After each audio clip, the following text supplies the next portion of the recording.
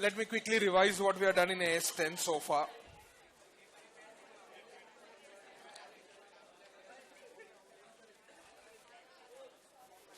Listen up carefully.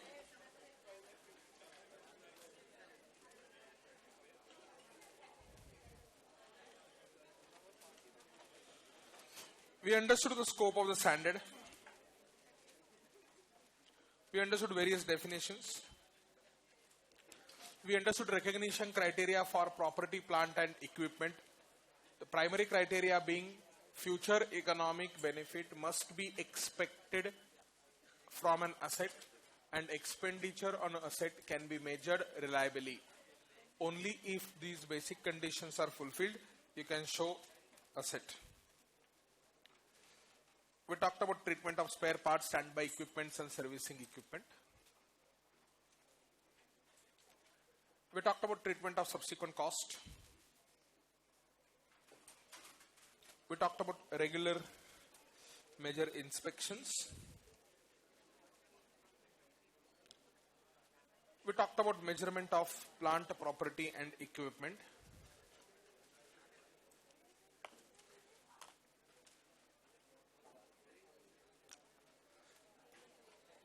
We said that initially plant, property, equipment should be recorded at a cost, but at a later stage there is a scope for revaluation of plant, property and equipment.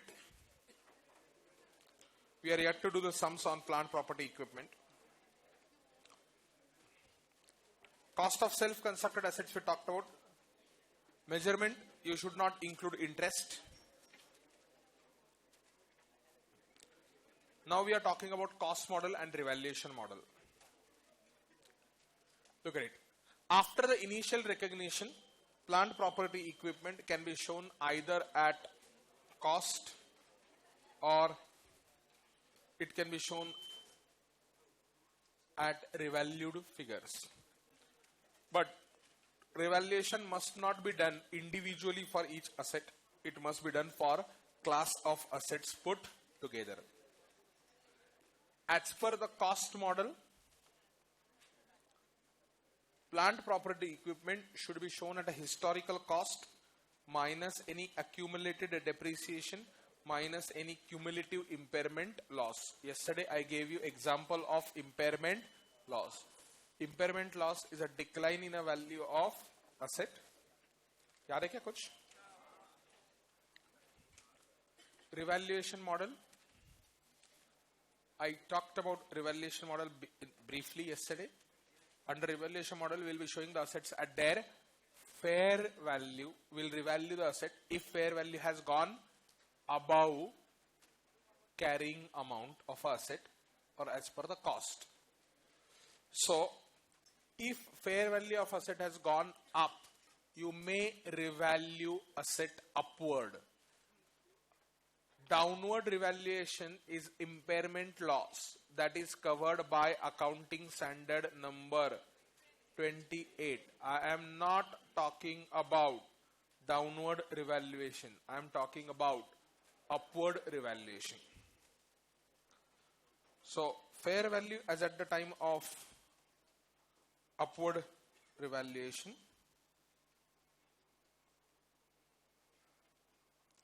Any subsequent accumulated depreciation, आपने upward revaluation किया उसके बाद आपको depreciation provide करना होगा, वो तो obviously minus होता जाएगा revalued amount से. For example, book value of an asset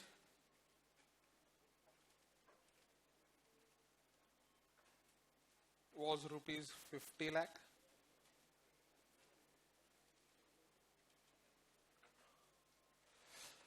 Fair value of asset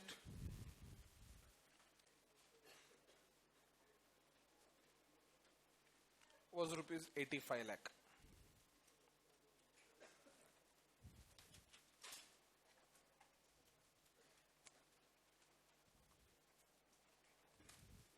Fair value of asset was rupees 85 lakh. There is an increase in the value of asset by 35 lakh.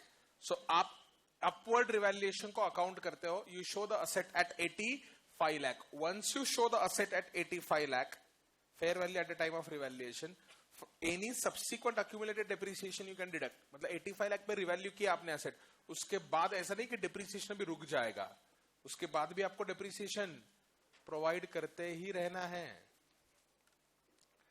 Any subsequent accumulated impairment loss should be reduced, and then you will arrive at carrying amount for asset. Then you will arrive at what? Carrying amount of asset. Revaluation of entire class of plant, property and equipment. It should not be one by one, it should be revaluation of all assets together. Frequency of revaluation. सब basic concept देखना आपको, कब revaluation करना चाहिए. कोई rule नहीं है ऐसा कि every year you should do revaluation. Revaluation should be made with sufficient regularity. What do you mean by sufficient can vary from person to person. To ensure that a carrying amount does not differ materially from that which would have been determined using fair value as on balance sheet date. मतलब it should not happen that the balance sheet value that you are showing is significantly different from the fair value of asset. अगर आपने revaluation 10-10, 20-20 साल के बाद करने लग गए तो बैलेंस शीट में जो वैल्यू दिखेगा that value will be outdated value. So that's why you should do frequent revaluation so as to ensure that the gap between the balance sheet value and the actual value of an asset is lesser.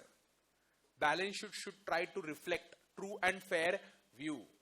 It should not happen that value in the balance sheet that you are showing is very less and the fair value of asset is very high. Impairment loss है तो वो mandatorily record करना है, but not because of this standard, because of AS 28. Because हम conservatism को बहुत ज़्यादा respect करते हैं हम लोग. If there is a decline in the value of asset, I will ask you to book the loss. But if there is an increase in the value of asset, I don't force you to book a profit as such. यहाँ पर compulsory नहीं लिखा. Revaluation should be. You should study tomorrow. You must study tomorrow. फर्क है? You should study बोला मैंने तो क्या होगा? मैं आपको एडवाइस दे रहा हूं, जो कुछ लोग फॉलो करेंगे, कुछ लोग फॉलो नहीं करेंगे. जैसे कि मैंने बोला था प्रैक्टिस मटेरियल पढ़ना चाहिए, समरी शीट वगैरह बनाना चाहिए. बहुत सारे लोगों ने नहीं किया वो. कितने लोगों ने किया summary sheet for all the chapters? All the chapters done so far, obviously. देखो ना उधर सूखा ही पड़ा हुआ है, उधर वो सेक्शन में बारिश नहीं हुई उधर. Should, अगर मैंने बोला था you must make it, if not there is a penalty of let's say 10 pages per sum or something like that. You should pay taxes. Okay, forget taxes के बारे में हम बात नहीं करेंगे. It's better. Should लिखा है, ये should क्यों लिखा है? क्योंकि ये upward revaluation mandatory नहीं है. But ICAI is saying to ensure that a carrying amount does not materially differ from the amount that is determined using fair value as on the balance sheet date, you should do revaluation with a sufficient regularity. The frequency of revaluation depends upon the changes in the fair value of items of plant, property and equipment being revalued. When the fair value of a revalued asset differs materially from the carrying amount, a further revaluation is required. Items of plant, property, equipment experience significant volatile changes in the fair value, you should do annual revaluation. If changes are insignificant every year, fair value does not change dramatically, then you should do revaluation at an interval of 3 to 5 years. Determination of fair value. Fair value is nothing but a recoverable amount. How do you calculate fair value? Fair value is a present value of future cash flows. कल मैंने उसको technical language में बोला था value in use. कुछ याद है? अब हमें ये अकाउंटिंग ट्रीटमेंट ऑफ रिवैल्यूएशन देखना है.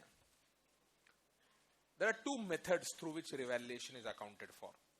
But before I discuss a method, I want you to understand thumb rule and the golden rule. बहुत कम बच्चों को ये रूल समझता है. टेक्निकल लैंग्वेज यूज करो. You have to grasp the language here. Simple language में हिंदी में बात करके ना सच में एजुकेशन नहीं होता है मेरे हिसाब से. आपका व्यू अलग हो सकता है. Look at it. An upward revaluation in the value of an asset reflects unrealized profit and hence it is not available for payment by way of a dividend, and hence it should not be credited to income statement, but it should be credited to a separate reserve called as a revaluation reserve, and once the asset has been revalued upward, your depreciation amount would increase because of revaluation of an asset. Amount equal to increase in a depreciation should not be transferred from revaluation reserve to P&L or income statement. Full stop. This revaluation reserve shall be transferred to the general reserve upon sale of an asset. Or the amount of increase in the depreciation should be transferred from revaluation reserve to general reserve year by year without transferring it through profit and loss account.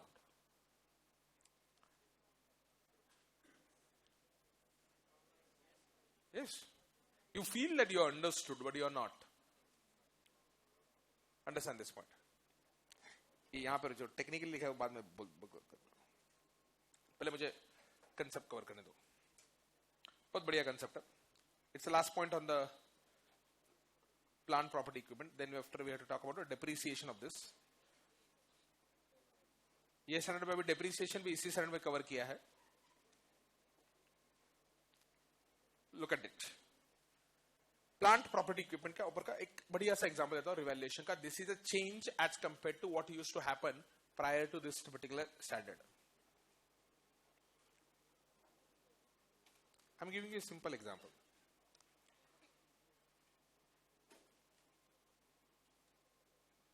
Cost of asset rupees 500 lakh. This is in 2008. ठीक है?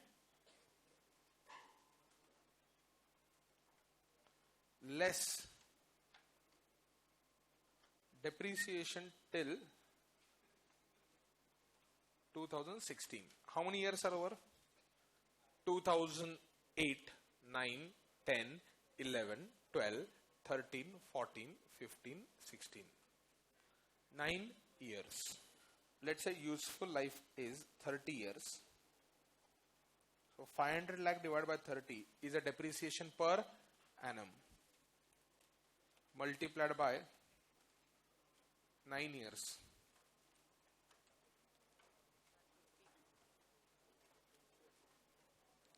How much is it?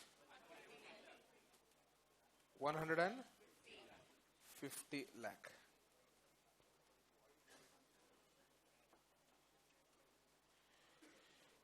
ये क्या हो गया बच्चों? Accumulated depreciation.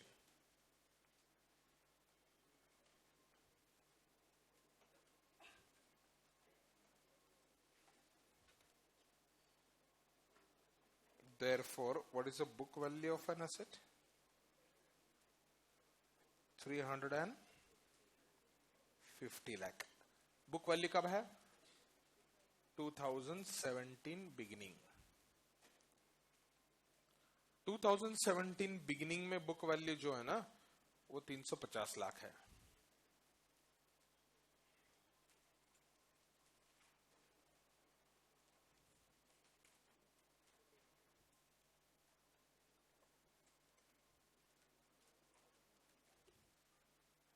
350 lakh is book value of an asset.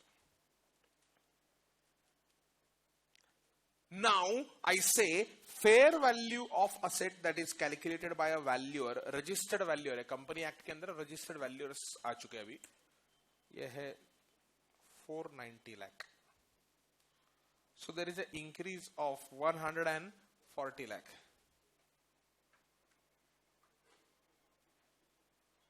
$140 का increase हो चुका है वैल्यू में. डू यू अंडरस्टैंड 140 lakh का increase? Yes no? There is an increase in the value of asset by rupees 140 lakh. Now this increase is transferred not to the P&L but to the revaluation reserve. अब यहां से आगे depreciation आपका 490 लाख पे होगा ना? What is the depreciation till revaluation? Depreciation till now?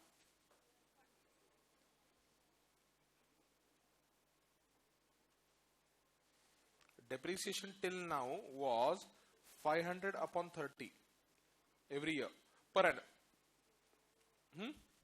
बोलना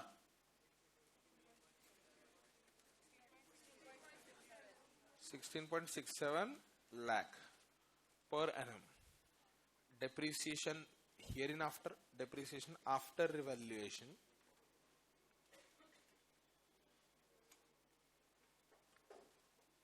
will be 490 lakh. हमने रिवैल्यू किया, अब 30 में से 9 साल हो चुके हैं, ये 21 इयर्स में हमें राइट ऑफ करना है अभी बाकी का. अरे समझा क्या आपको? कितना था रे? 23.33 lakh we have to debit to profit and loss account. No, keep quiet. Concentrate. 23.33 lakh. But अब तक कितना होता था? 16.67. How much is the increase in the value? 6.6666 up to Pune station is an increase in value of, or increase in depreciation.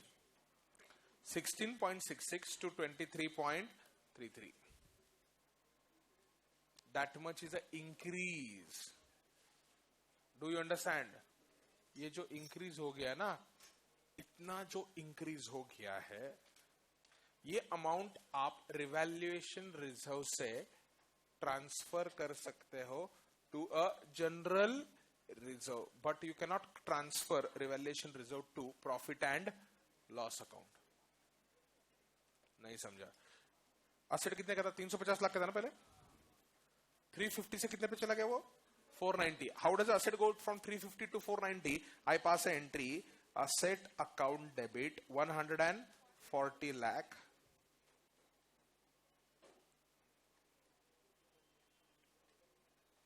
to revaluation account 140 lakh. Do you agree? Asset account debit to revaluation account 140 lakh. ये क्या है बच्चों? Increase in a value of asset. 140 lakh है. Now what do you do with the revaluation reserve? ये balance sheet में ऐसे ही रहेगा? Yes. पहले जमाने में या स्टैंडर्ड के पहले revaluation reserve was transferred to P&L or was allowed to be transferred to P&L. Though ICI did not recommend it, but certain companies were transferring revaluation reserve to profit and loss account year by year to the extent of increase in depreciation. वो क्या बोलते थे? अभी ये जो 140 lakh extra हमने provide किया है ना revaluation reserve, to that extent हमारा डेप्रिसिएशन भी बढ़ेगा. Why? Common sense there. What is the common sense? If there is a increase in the value of asset, depreciation will also go up ना, तो हमारा P&L को extra debit होगा. जितना extra debit होगा हमारे P&L को, उतना हम क्या करेंगे? P&L को क्रेडिट भी करेंगे. So that the impact of revaluation is not there on profit and. आपका डेप्रिसिएशन कितने लाख से बढ़ गया? 16.67 से 23.33, 6.66 लाख से बढ़ गया ना. So increase in depreciation is there by 6.6 lakh. क्यों बढ़ गया? 140 लाख का वैल्यू बढ़ा दिया हमने. 140 डिवाइड बाय 21 करो, वही आएगा. 140 डिवाइड बाय 21, 6.66 आएगा. So to the extent of increase in depreciation, people were passing entry every year, RR revaluation reserve to P&L 6.66. ये भी बंद हो गया. This concept is gone now. What is the concept? Transfer of revaluation reserve to profit and loss account. This concept is over. You cannot transfer the amount to the P&L like this. अगर आपको transfer करना ही है, you can transfer from revaluation reserve to general reserve directly. क्यों? आप अगर revaluation करके आपका income बढ़ाने की कोशिश कर रहे हो तो नहीं चलेगा. If you do the revaluation, logically you should provide depreciation on the increase amount so that amount available for replacement of asset is with reference to revalued figure. आपको शायद सीपीटी सीखा होगा आपने. Depreciation is provided so as to ensure that the funds are available for replacement of asset. अगर आपकी asset की value बढ़ गई तो आपको रिप्लेसमेंट के टाइम पे भी ज्यादा पैसा चाहिए ना. अगर रिप्लेसमेंट के टाइम पे ज्यादा पैसा चाहिए तो आपने क्या करना चाहिए? You should provide depreciation with reference to revalued figure and accordingly higher amount should be kept aside. Depreciation का ऑब्जेक्टिव क्या है? You should keep amount aside for the purpose of replacement.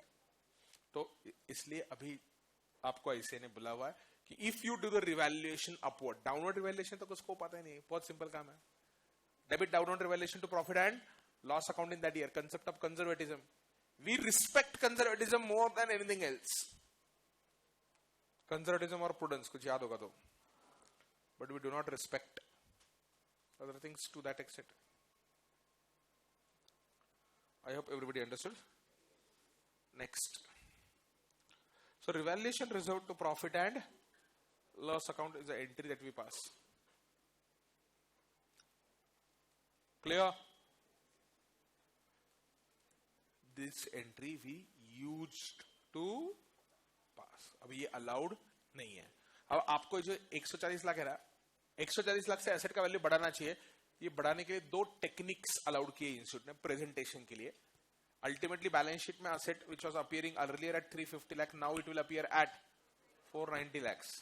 ये तो ठीक है. 350 will now go to what? 490. To allow it to be taken to 490, there are two methods which are prescribed by institute. Let us learn two methods. Accounting treatment of revaluation. Accounting treatment of revaluation. Listen to it. When property, plant and equipment is revalued, carrying amount of asset is adjusted to the revalued amount. Carrying amount was how much in this example that I took? 350. It is adjusted to revalued amount, that is 490. Adjusted matlab it is taken up. Adjusted matlab don't think that we are doing any kind of fraud. Adjusted to, अरे हाँ मतलब fraud किया कुछ? No. Carrying amount of the asset is adjusted to the revalued amount. At the date of revaluation, the asset is treated in one of the following ways. Technique 1. Gross carrying amount is adjusted in a manner that is consistent with revaluation of the carrying amount of the asset. In simple language, gross carrying amount मतलब cost of the asset. Cost of the asset को restate करो. It may be restated by reference to observable market data or may be restated proportionately. Accumulated depreciation is also restated. So in simple language, आपका book value कैसे आता है? Cost minus accumulated depreciation is a book value. आपका book value कितना था? 350 लाख था ना. अभी 350 लाख का ब्रेकअप होगा. आपका cost let's say 790 था. अब तक आपने कुछ depreciation नहीं, कितना था cost? 500 था ना एग्जाम्पल, और depreciation 150 हुआ था ना. 350 आया था, right? Now you may restate 500 and 150 both in such a way that this becomes 490. कुछ समझा क्या आपको? 350 का 490 हो गया ना, मतलब कितना परसेंट इंक्रीज हो गया? Technical calculator. 490 minus 350 upon 350. How much percent? 40%. 40% is increase in what? 40% is increase in the book value. हम बोल रहे हैं कि you also increase cost by 40% and you also increase accumulated depreciation by 40%.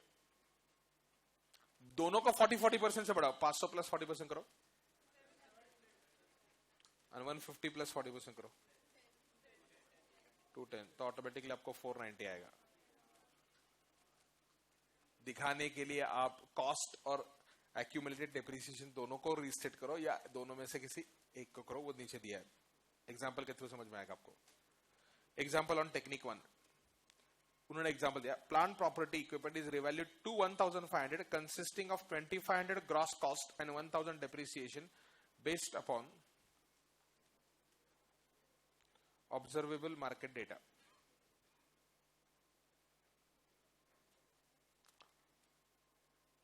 पहले उन्होंने example दिया, plant property equipment before revaluation, उसका जो कॉस्ट था 1000 था, उसका अक्यूमुलेटेड डेप्रिसिएशन 400 था, नेट बुक वैल्यू 600 था। अभी आपको 600 को कहां पे लेके जाना है? 1500 को लेके जाना है। रिवैल्यूड टू 1500, कितना परसेंट इंक्रीज हुआ रे? 600 से 1500, 900 rupees increase, 900 divided by 600, 150% increase हुआ। तो ये 1000 में 150% ऐड करो, 1500 ऐड किया, कितना हो गया बच्चों? 2500। This was shown before, this is shown after. So 150%, 1000 plus 150% 2500, 400 plus 150% करो, 1000 आ गया। 1000 यहां पर 600 प्लस 450 150% करो, 1500 आ गया। सो टेक्निक 1 क्या बोलता है? ग्रॉस कॉस्ट और अक्यूमुलेटेड डेप्रिसिएशन को दोनों को प्रोपोर्शनेटली अपवर्ड रिवैल्यू करना। टेक्निक 2 बोलता नहीं, ऐसा मत करो। accumulated depreciation is eliminated against the increase in the gross carrying amount। मतलब 900 का इंक्रीज हो गया ना, to the extent of 900, accumulated depreciation minus करो। देखो एग्जांपल आएगा उधर। दूसरा एग्जांपल, 1000 रुपया पहले कॉस्ट था, 400 रुपया क्या था? accumulated depreciation, बुक वैल्यू कितना था? 600। अभी आपको 600 को कितने पे लेके जाना है? 1500 पे लेके जाना है ना, मतलब 900 का इंक्रीज करना है। To increase net book value by 900, reduce accumulated depreciation by 900, but accumulated depreciation सिर्फ 400 का है, तो 400 को जीरो कर दो। 400 को क्या करो? जीरो कर दो, खत्म। और कॉस्ट आपका 1500 लिख दो। मतलब in short, you have done revaluation, you have done increase in cost from 1000 to 1500 and you have reduced accumulated depreciation from 400 to 0. Net effect is same. Normally technique 2 is not followed. Technique 2 मैंने क्या किया? मतलब बच्चों, I did a decline in, जितना increase हुआ था market value में उतना मैंने accumulated depreciation रिमूव कर दिया। चलो एक example low. Original cost of asset is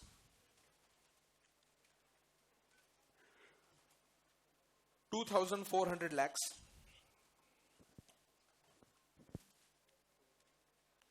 Original cost of asset is how much? 2,400 lakhs. Accumulated depreciation till date is 700 lakh.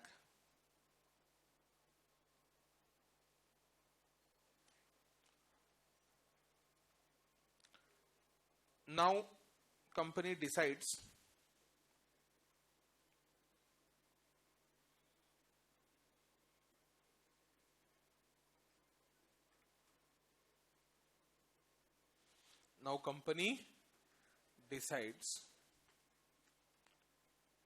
to revalue assets upward. Original cost कितना बोला था मैंने? Now company decides to revalue asset upward by rupees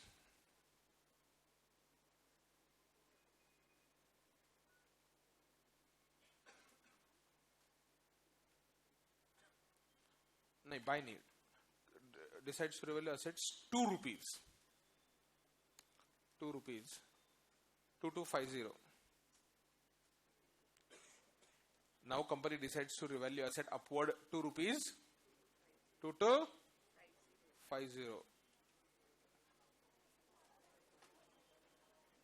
एक minute, पहले basic क्या था? 2400 था, उसमें से 700 आपने क्या किया है?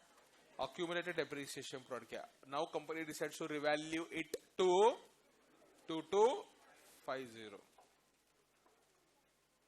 Show, करेक्ट है क्वेश्चन, आपको समझा नहीं है?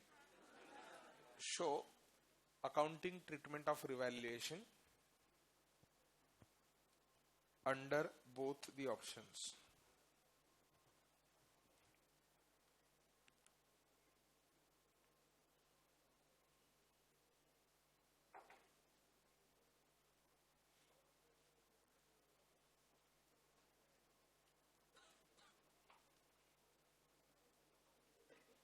करो.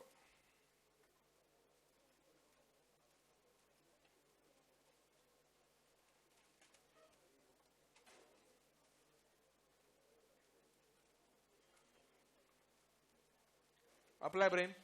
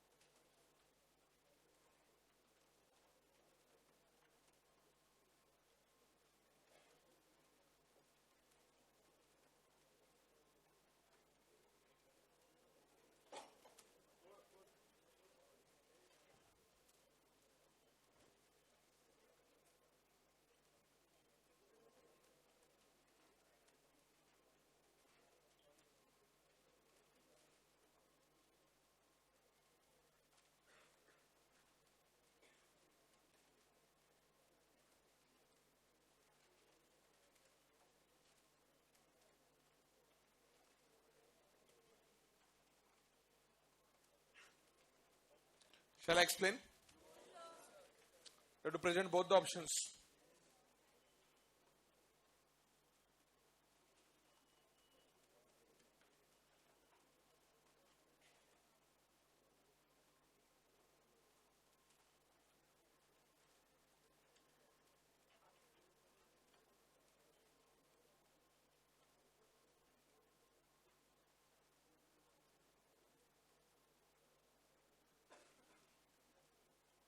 Done?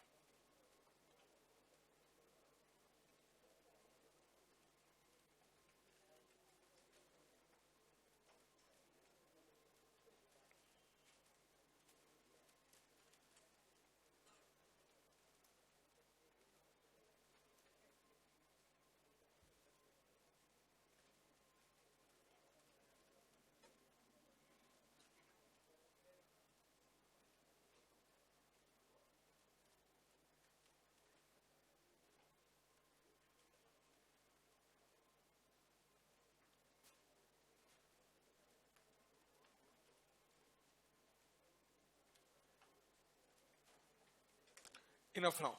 Both the techniques, now listen up. बहुत सिंपल है. दोनों टेक्निक्स में सिर्फ फर्क क्या है? Presentation. Okay, before I discuss technique, you should understand what is the cost given to you? 2,400 less. What was accumulated depreciation given to you? 700. So therefore book value is. अब ये 1700 को 2250 को लेके जाना है. बच्चे सोच रहे थे सर रिवैल्यूएशन हुआ ही नहीं सर, 2400 का आप 2250 कर रहे हैं. हाँ ना? How many were thinking when I get given a question? Raise your hand. Only 2 are honest. Okay. Net book value को रिवैल्यू करते हो, कॉस्ट को रिवैल्यू नहीं करना होता है. नेट बुक वैल्यू 1700 की जगह 2250 हो गया. अब ये 1700 का 2250 दिखाने के हमारे पास दो ऑप्शंस है. 1700 का 2250 समझ गया क्या आपको? ऑप्शन 1,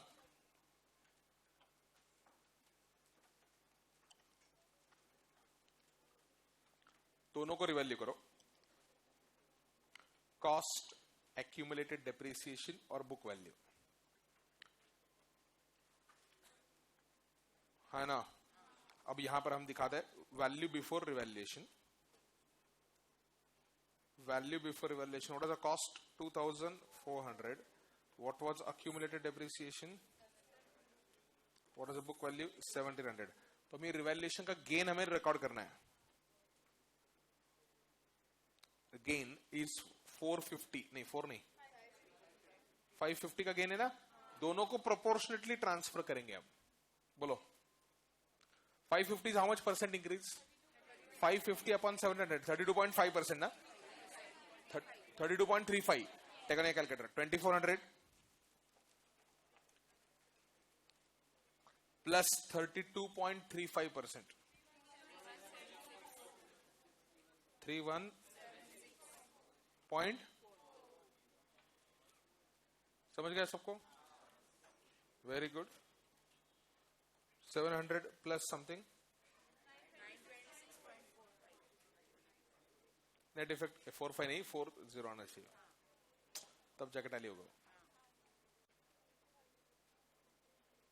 तो अभी आपका कॉस्ट कितना हो जाएगा? 200.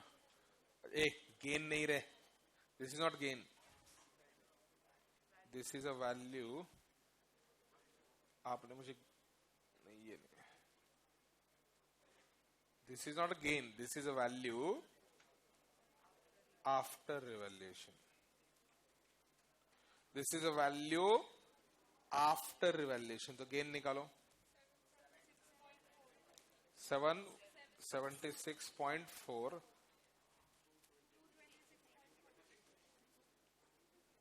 नेट इफेक्ट 2250 आ गया यहाँ पर. Have you understood this? Option 2 क्या है? ऑप्शन 2 ब्लू कलर में लिखता हूं. बिफोर तो सेम रहेगा यहां पर 2400, 700 और 1700. अब हमें यहां पे 550 का गेन करना है ना. 550 हम माइनस करेंगे फ्रॉम अक्यूमुलेटेड डेप्रिसिएशन.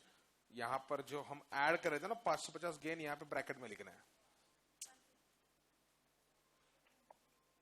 अरे हाँ है ना, 0. तो ये रहेगा 2400 ही रहेगा यहां पर. ये अक्यूमुलेटेड डेप्रिसिएशन 150 हो जाएगा.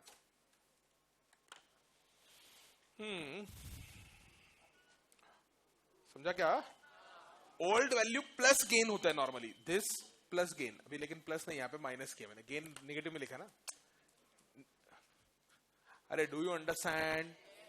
सो प्रेजेंटेशन के दो तरीके बोले हमने सिर्फ, बट नेट इफेक्ट दोनों केस में सेम है. क्या है नेट इफेक्ट दोनों केसेस में? In both the cases net effect is the net book value. How much is net book value? लिखो नीचे. In both the cases net effect is, in both the cases net effect is increase of net book value from 1,700 to 2,250 without taking anything to P&L. That is important. Without taking anything to P&L. बच्चों मैंने कुछ भी P&L को credit नहीं किया. क्यों नहीं किया? Concept of conservatism. ये अनरियलाइज्ड प्रॉफिट है. 550 आपको मिला है क्या? तो बच्चों फिर रिवैल्यूएशन करके आपको मिला क्या रे? Does your earning per share go up because of revaluation? Answer is no. आपके बैलेंस शीट में जो वैल्यू दिखती है, that is more closer to the fair value. देखो नीचे note. As a result of revaluation, EPS does not change.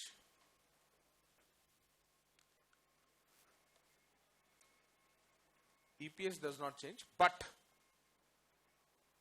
the balance sheet values come more closer to fair value. ये समझ गया क्या? more closer, नजदीक जो दूरी है ना, दूरी कम हो जाती है. जो दूरी अभी बहुत बढ़ गई है.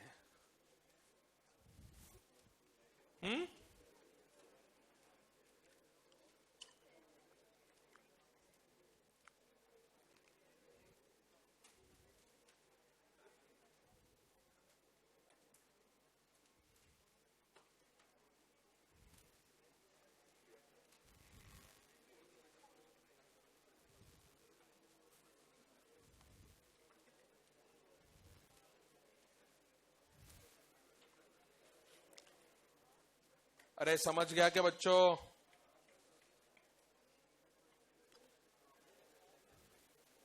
नेक्स्ट. तो आपका बैलेंस P&L पे कोई इंपैक्ट नहीं होता है, डिविडेंड पेइंग पे कोई इंपैक्ट नहीं होता है. सिर्फ बैलेंस शीट में जो असेट्स दिखाए वो मैंने फेयर वैल्यू पे दिखाया. समझ गया सबको? अभी रिवैल्यूएशन का अकाउंटिंग कैसे करेंगे? If there is a increase in revaluation, directly credit it to revaluation reserve. Exception when it is subsequent increase, मतलब पहले इंक्रीज हुआ था बट इनिशियली डिक्लाइन हुआ था. मतलब एक बार 2015 में, ये एक्सेप्शन का एग्जांपल क्या है, 2015 में डिक्लाइन हुआ था, अब 2017 में इंक्रीज हो गया.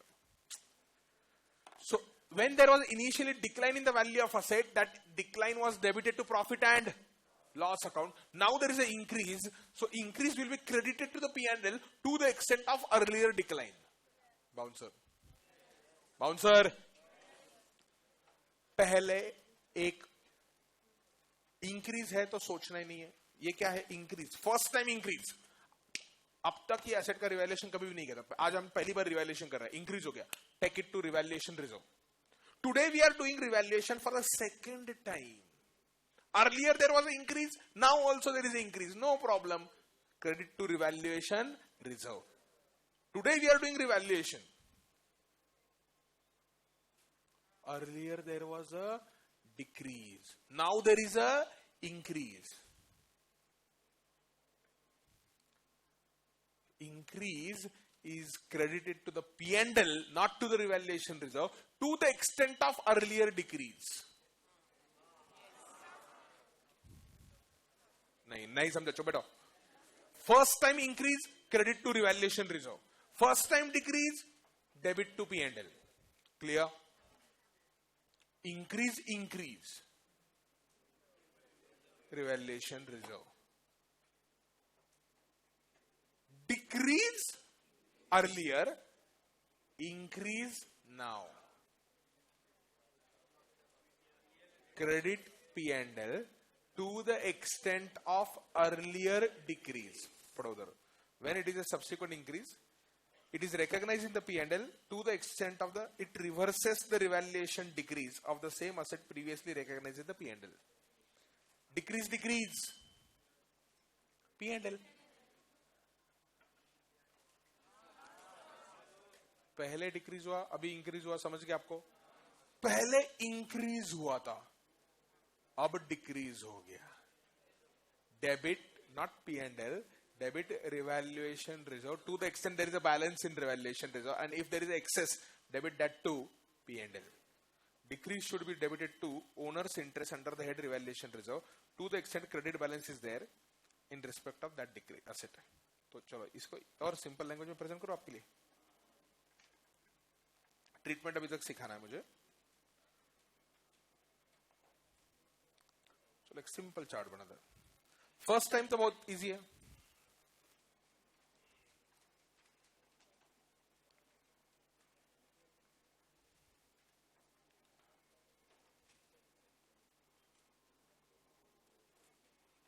accounting of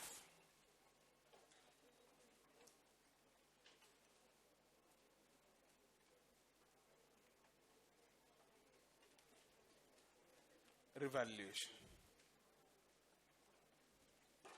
फर्स्ट टाइम हो रहा है ये. फर्स्ट टाइम क्या हो सकता है बच्चों? इंक्रीज हो सकता है या डिक्रीज हो सकता है. इंक्रीज हो गया तो credit what? Revaluation reserve. Decrease हो गया debit P and L. Second time, हाँ सेकेंड टाइम के केस में 4 कॉम्बिनेशन है. इंक्रीज इंक्रीज इंक्रीज इंक्रीज मतलब पहले इंक्रीज हुआ था, अभी भी इंक्रीज हुआ. मैं 2 बार नहीं लिख रहा हूं. Increase followed by increase. Credit RR.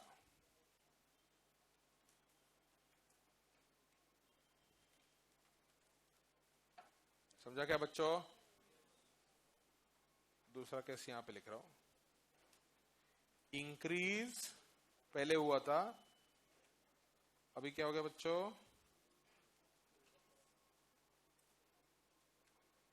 Decrease हुआ. पहले इंक्रीज हुआ था ना, तो पहले बैलेंस कहां पे गया था? रिवैल्यूएशन रिजर्व को गया था. अभी डिक्लाइन हो गया, कहां पे जाएगा?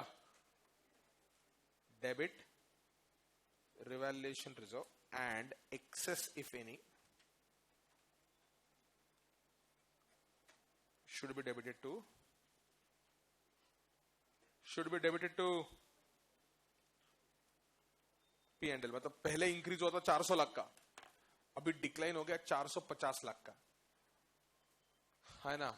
450 में से 400 लाख रिवैल्यूएशन रिजर्व का डेबिट होगा अगर उसमें बैलेंस है तो. Debit revaluation reserve to the extent of balance. To the extent of balance. जितना रिवैल्यूएशन रिजर्व में बैलेंस है उतना रिवैल्यूएशन रिजर्व का डेबिट करो. फिर उसके बाद जो एक्सेस है वो कहां पे डेबिट होगा? Profit and loss account.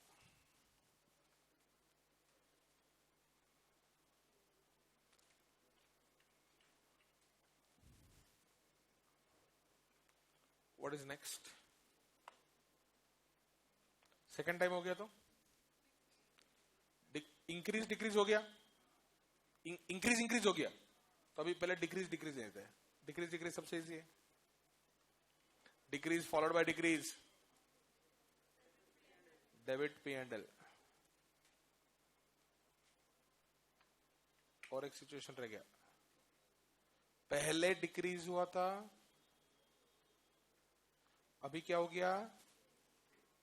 Increase हो गया. पहले डिक्रीज हुआ था, अभी इंक्रीज हो गया. क्या करेंगे बच्चों इस केस में? अरे व्हाट टू डू? पहले डिक्रीज हुआ था मतलब पी एंड एल का डेबिट हुआ था. Now we will credit profit and loss. बस credit P and L to the extent of what? To the extent of, मैंने नहीं लिख रहा हूं, समझ गया ना आपको कंसेप्ट है. बहुत सिंपल है यार ये.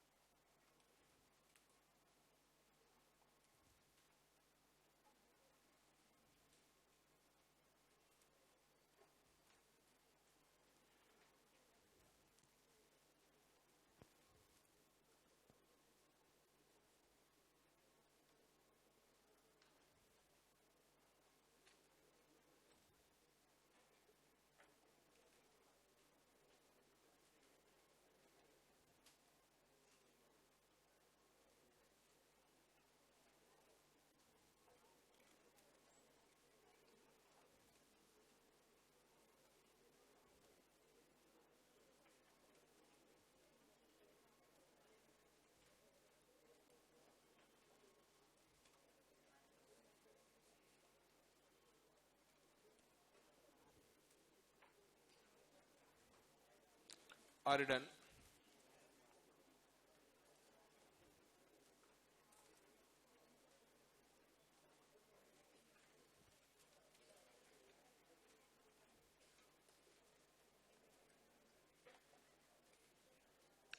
come back. अरे क्या कर रहे हो तुम लोग? I hope you did not present like this. आपने 4 कॉलम वहां पे ड्रॉ करने चाहिए थे, जगह होगा तो. जगह नहीं रहता. हाँ, ऐसे ही लिखा ना मेरे जैसे. अरे जो लिखना है लिखो रे तुम.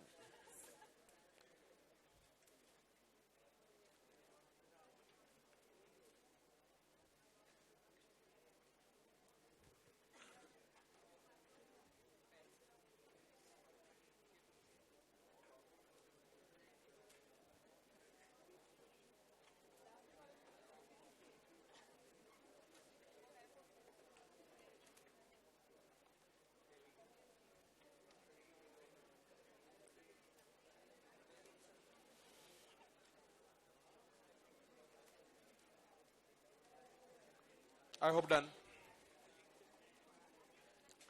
Treatment of revaluation surplus. Revaluation reserve. Can you pay dividend out of it? No. क्यों? अरे डिविडेंड मतलब कैश पेमेंट. कैश देने के लिए हमारे पास कैश होना तो चाहिए. रिवैल्यूएशन रिजर्व कैश अर्न किया क्या आपने? नहीं ना. If you would have earned a cash, you could have paid a dividend. So you cannot pay dividend out of revaluation reserve. पढ़ो. Revaluation surplus included in the owner's interest. Owner's interest मतलब nothing but equity. FM में हमने किया था equity is equity share capital plus reserves, and in case of company they are called as shareholders funds. In respect of any item of PP may be transferred to revenue reserve when the asset is derecognized. Derecognized मतलब asset is sold or it is held for sale. If you retire the asset from the active use, asset is held for sale. So when the whole surplus is transferred, when the asset is retired or asset is disposed, the entire surplus revaluation reserve ka balance we should transfer to revenue reserves. Revenue reserve मतलब divisible profit. बच्चों, in simple language, revaluation reserve is a non-divisible profit. It becomes a divisible profit only when the asset is actually sold. Either asset is retired or disposed. Retired मतलब what do you mean asset is retired? आप बोलेंगे मतलब asset जैसे वो job लग गया था asset को और asset retire हो गया. No, asset is retired मतलब. Thank you. So concept होगा.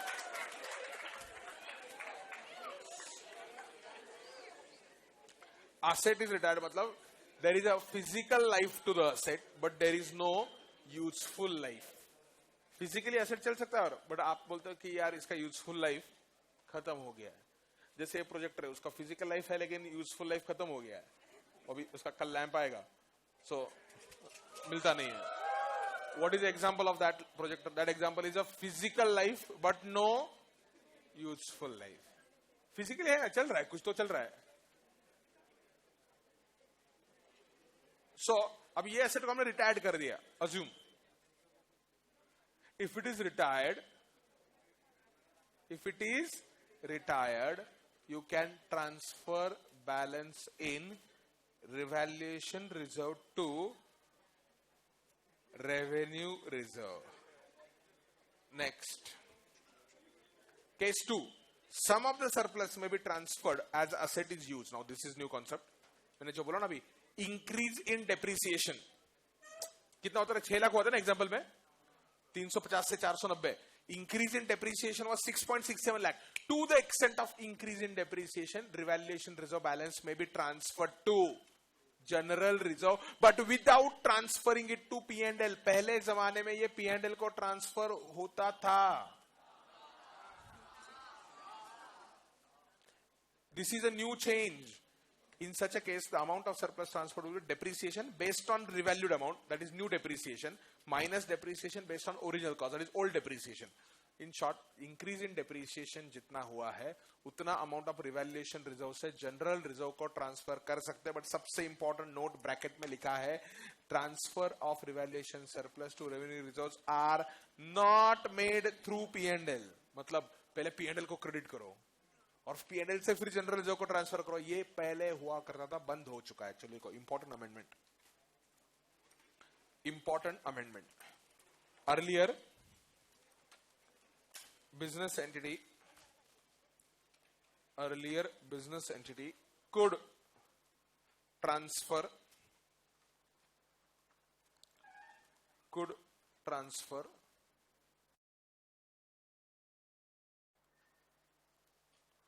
increase in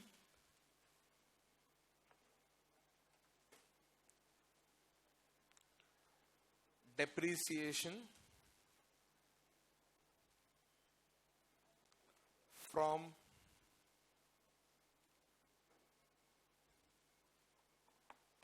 revaluation reserve to P&L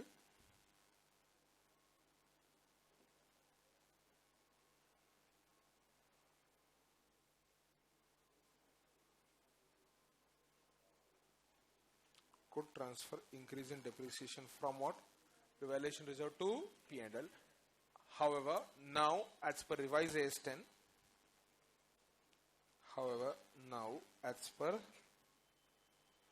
revised AS10,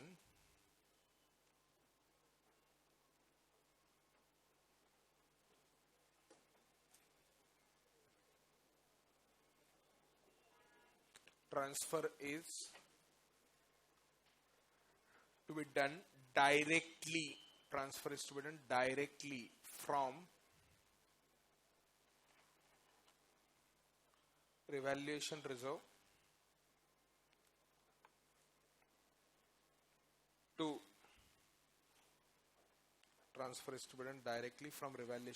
to general reserve.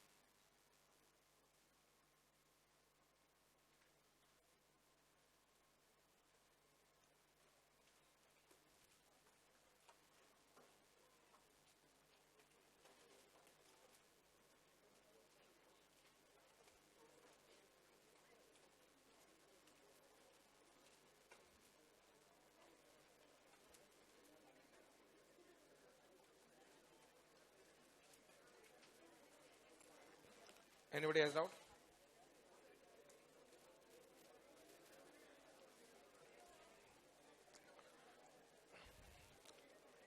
Plant property equipment में से first part is over, second part is now similar to the CPD, depreciation part now. अब तक हमने क्या सीखा? What is the cost of asset? How can you revalue the asset? At what amount do you show the asset in the balance sheet? That we learned. Now we have to learn about depreciation. Let's kick off with the depreciation.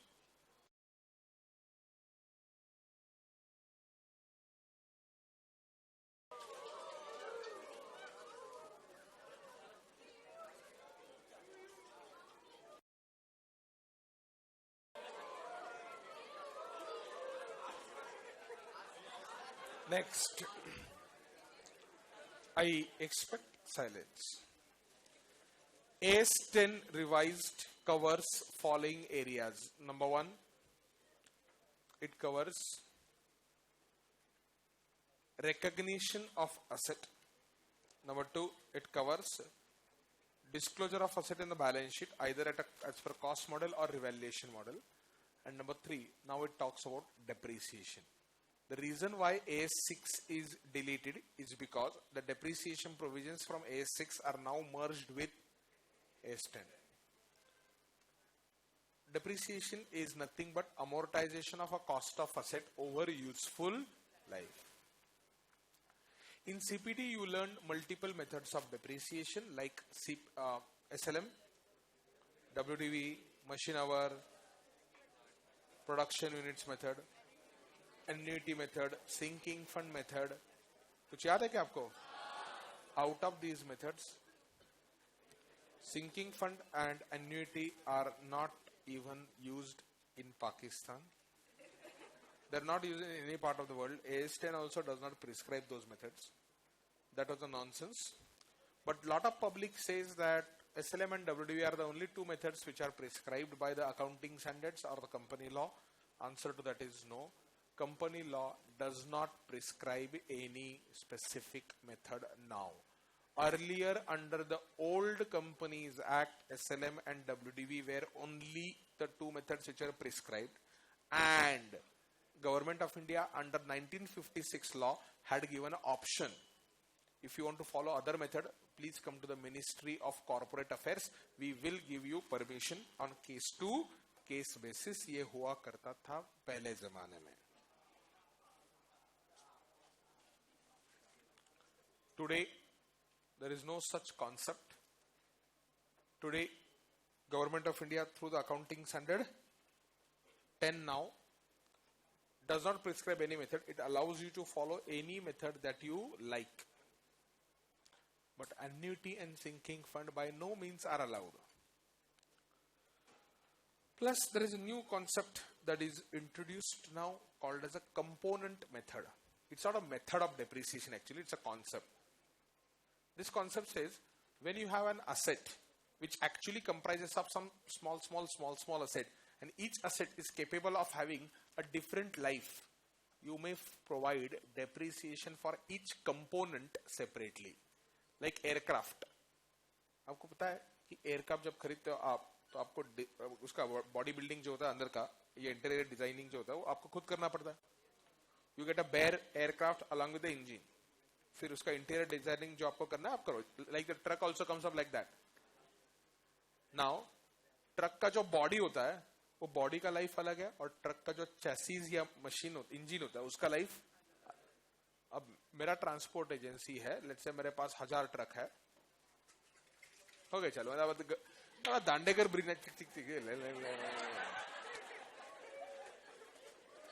अरे concept सुनो यार. I have 1000 trucks. I have 1000 trucks. Trucks का chassis हमने purchase किया था, उसके ऊपर हमने ट्रक का फिर क्या किया, स्ट्रक्चर बिठा दिया. Now, this structure and the truck chassis are actually two components of one asset. They are what? Two components of. They should be shown separately. They should be shown separately, right? Logically speaking. But truck करके एक asset दिखता है. अब तक ये component wise depreciation provide करने का concept हमारे country में था ही नहीं. अब पहली बार component, each component of asset which is significant, नहीं तो आप नट बोल्ट के हिसाब से भी वापस चालू करोगे. Each component of the asset, उसके लिए मेजॉरिटी, मतलब इफ यू से दैट नहीं, ये ट्रक का जो बॉडी होता है ना ऊपर का, 4 साल में आपको रिप्लेस करना पड़ेगा, लेकिन नीचे का जो ट्रक है वो 10 साल तक रहेगा. Truck will be there for 10 years, but the body will be there only for 4 years. So you say cost of truck is 10 lakh plus cost of body is 7 lakh. 7 lakh will be amortize over 4 years. Truck will be amortize over. ये concept पहली बार आ चुका है. Aircraft में engine का depreciation आप अलग से प्रोवाइड कर सकते हो और रिमेनिंग एयरक्राफ्ट का डिप्रिसिएशन अलग प्रोवाइड कर सकते हो. पहली बार ये कंसेप्ट आ चुका है. पहले जमाने में ऐसे कंसेप्ट नहीं थे. कंपोनेंट मेथड था ही नहीं कंसेप्ट. आपको पूरा asset clubbed together, club sandwich बना के आपको उसका डिप्रिसिएशन प्रोवाइड करना था. अभी क्लब सैंडविच नहीं है, ब्रेड अलग है, बटर अलग है. नहीं sir, club sandwich bread butter. Logic क्या है? If there are multiple components which are pulled together, but each component has a different life and each component is a material one, provide depreciation separately. As per what method? Method of your choice. There is no formula given in this standard. There is no method which is prescribed by the standard. आप method choose करो, आपको जो चाहिए वो. SLM, WDV, machine hour करो आप. But to say that only SLM is better or only WDV is better was a mistake. Government of India understood the mistake. However, why government had not provided other method? You should also understand logic then, and there is some precautions being taken under the new law also. Look at history. Methods of SLM and WDV. Under these methods, SLM, WDV सबको पता है ना? I'm not going to explain any method. SLM, WDV का सबसे बड़ा advantage क्या मालूम है? Depreciation is not dependent on use of the asset. Depreciation is not dependent on use of the asset. Use of the asset कितना भी होने दो, कितना भी मतलब कितना भी literally depreciation does not vary with reference to use of asset. Under which method? SLM and WD method, depreciation does not depend on use of the asset. Under machine hour rate method or sum of digits नहीं, depletion method, production units method, जो CPT में अपने से कहते हैं, depreciation depends on use. Tracking use of asset by government is very tough. So government ने अगर एक machine hour rate method permit किया, लोग क्या करेंगे बोलो मैं? Purposefully, if they want more depreciation, they will show more machine hours than actual hours. So control by the government will be very difficult. That's why earlier law में ये अलग methods allowed नहीं थे. Under this law also there are some restrictions or there are conditions being put up on use of method by you. But you must understand the philosophy. Philosophy is what? Cost of the asset,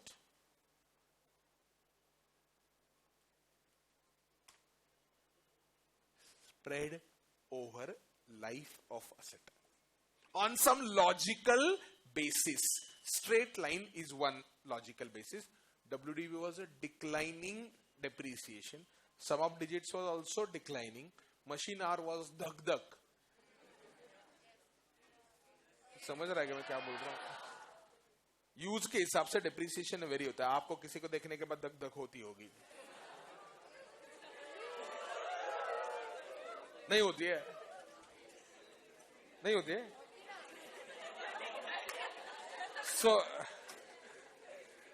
धक धक होती है कि नहीं होती है? So just like that, depreciation varies with reference to use. अभी जो धक धक मेथड है ना, can be used for manipulation. तो ये manipulation के ऊपर कंट्रोल रखने के लिए गवर्नमेंट ने कुछ कंडीशंस दिए हैं. तो let us learn conditions.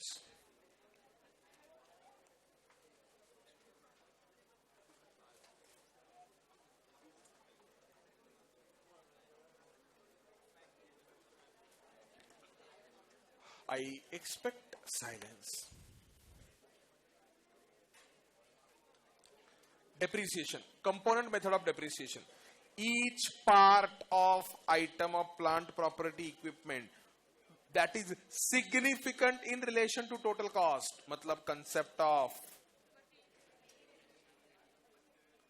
materiality should be depreciated separately.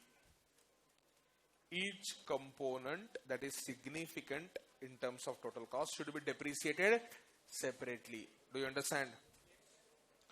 It may be appropriate to depreciate separately the airframe and the engines of an aircraft. Airframe मतलब aircraft का बाकी का body. Whether owned or subject to the finance lease. मतलब finance lease मतलब taken on lease, hire purchase. Is grouping of components possible? Multiple components को group कर सकते हो? Yes, provided they are similar.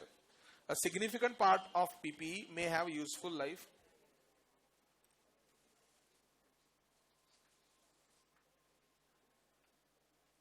मैं बोला मैं गुस्सा हो जाता हूँ.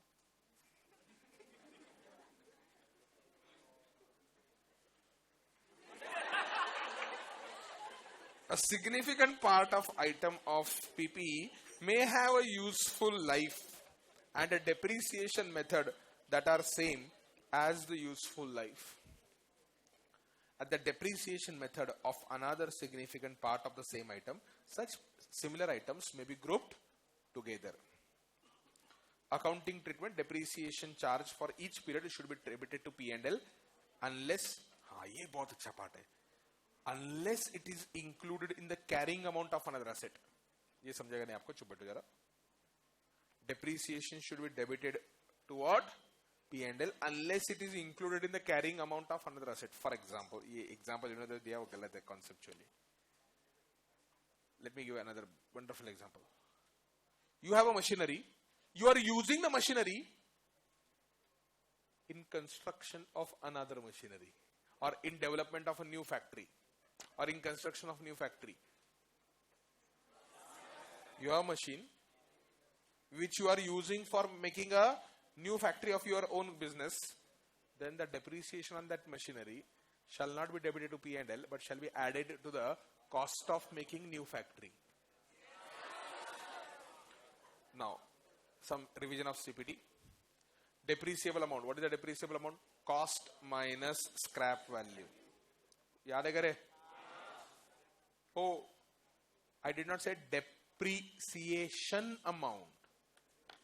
Depreciable amount. Depreciable amount मतलब the amount which you are going to spread over useful life.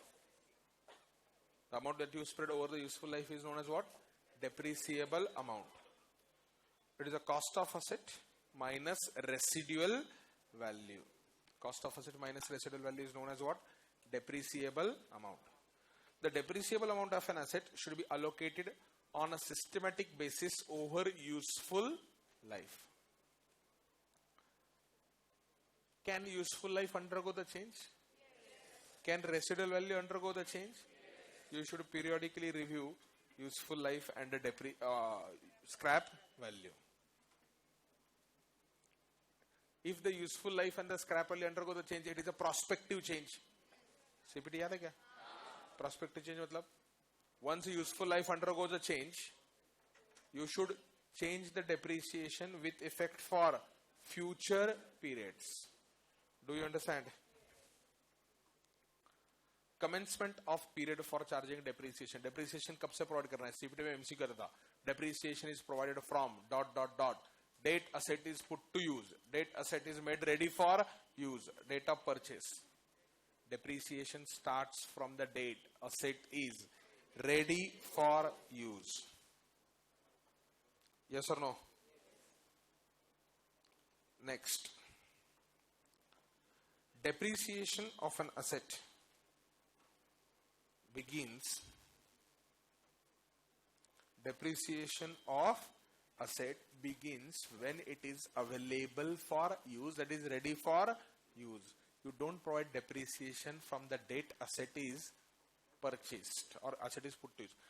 Ready for use. अगर आपने जब asset purchase किया था वो ready for use condition में है, start providing depreciation. But बहुत बार क्या होता है, assets का installation करना पड़ता है या assets का multiple assets का grouping करना पड़ता है.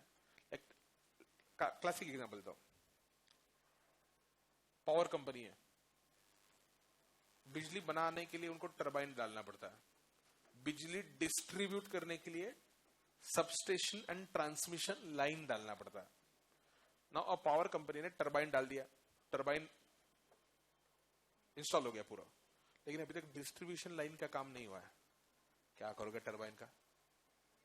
You will not provide depreciation on turbine unless the turbine is ready for use. Turbine is ready for use only when the distribution line or the distribution station or substation is linked to the turbine. क्योंकि turbine जो electricity generate करेगा वो store तो नहीं करता है ना, वो substation को जाएगा और substation से आगे जाके वो sale होना चाहिए.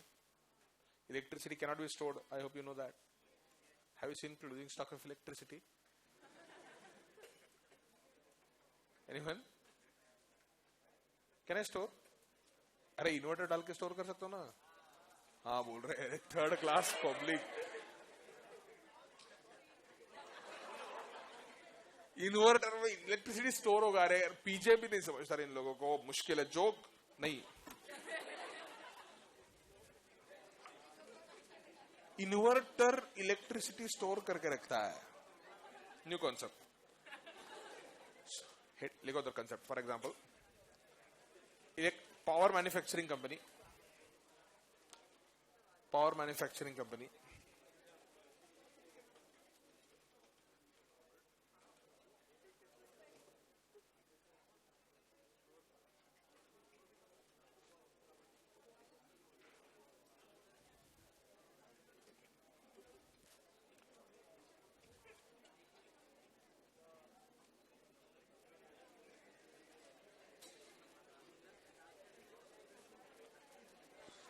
power manufacturing company makes turbine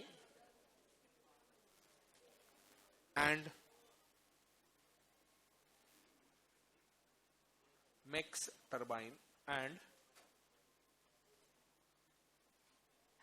distribution line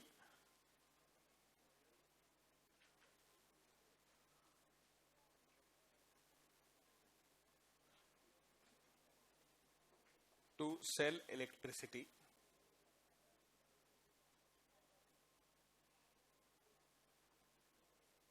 Turbine is set up.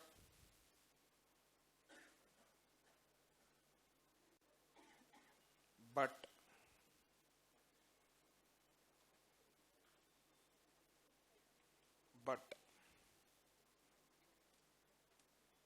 distribution line is not yet ready.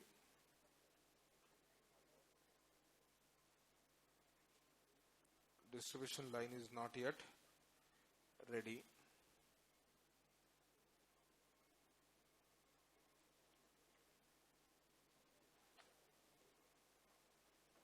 In this case,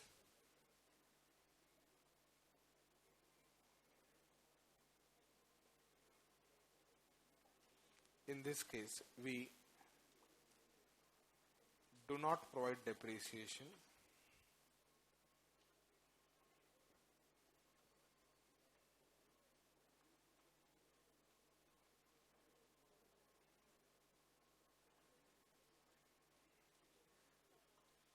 We do not provide depreciation unless distribution line is ready for use. Unless distribution line is ready for use.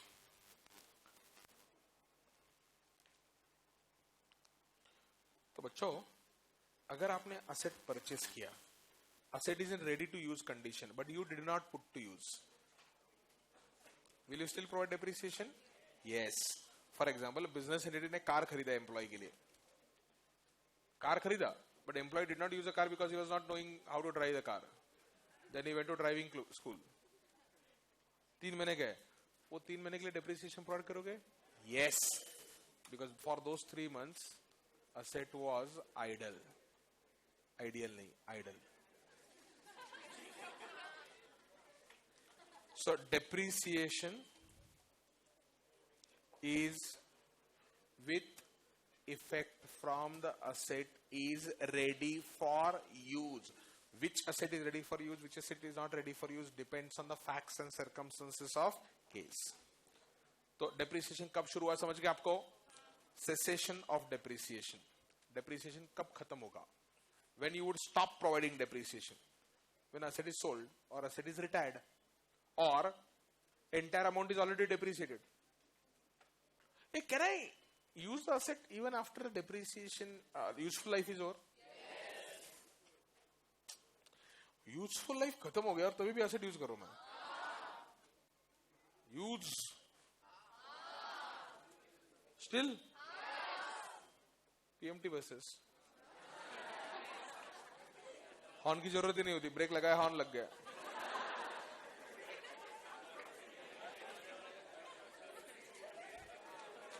But I think now they are getting replacements. Huh?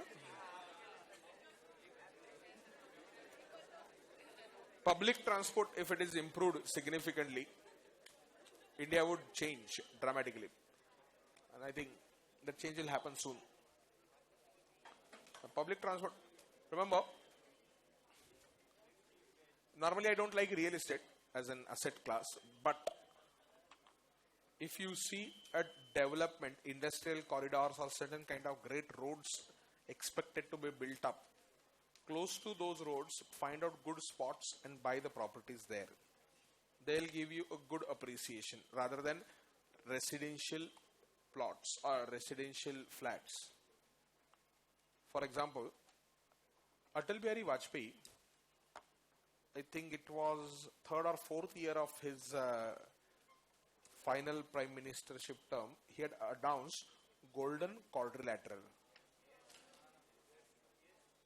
which was basically linking Delhi, Mumbai, Chennai, Kolkata and back to Delhi, and it was a freight corridor that was to be set up. Now it's a dream for years together of India as a nation. A large part of that Golden Quadrilateral is yet to be done. But out of that Golden Quadrilateral, certain stretches of the roads are already developed. For example, a road from Pune to almost Karnataka is already developed. अगर आप Kolhapur highway के तरफ जाते हो ना, that road. When that Golden Quadrilateral highway work started, the people who bought the premises or the plots of land close to that road, close to the Kolhapur city or close to Pune city or close to the some city in the Karnataka, the appreciations are huge. For example, Shirwal area hai yahan se, Pune se close. Pune city. What happens is then the next towns or the twin towns or the small towns or sister towns of the main town automatically get developed in those areas, those localities. Shirwal has got developed. Basically, Pune was there and the road connectivity increased. 4-5 lane highway it became. Still there is a problem now. Traffic congestion is still there now. So these towns get developed. As these towns develop, property prices skyrocket like anything. So, okay, forget about it. That is the public transport. The point was, useful life of asset is over, but I can still keep on using the asset because physical life is different, useful life is different. What is useful life? Useful life is a period. Useful life is a period over which use of asset is expected to be economical. Use of asset is expected to be economical, profitable over useful life. Useful life के आगे आप गए तो आपका repairs maintenance expenses बढ़ता है, efficiency of asset comes down and thereby you really don't earn any great benefit. Profit नहीं मिलता आपको. प्रॉफिट मिलने के लिए असेट का जो इफिशियंसी वो ज्यादा होना चाहिए और रिपेयर्स मेंटेनेंस कम होना चाहिए, तब जाके आपका प्रॉफिट होता है. बट ये ऐसा हो नहीं रहा है because useful life is over.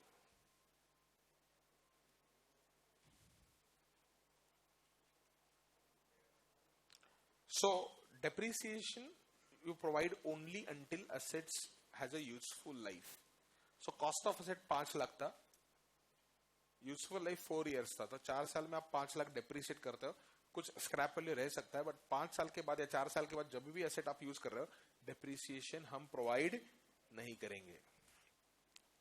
Cessation of depreciation. Depreciation ceases to be charged when assets residual value exceeds carrying amount. कुछ समझा क्या आपको?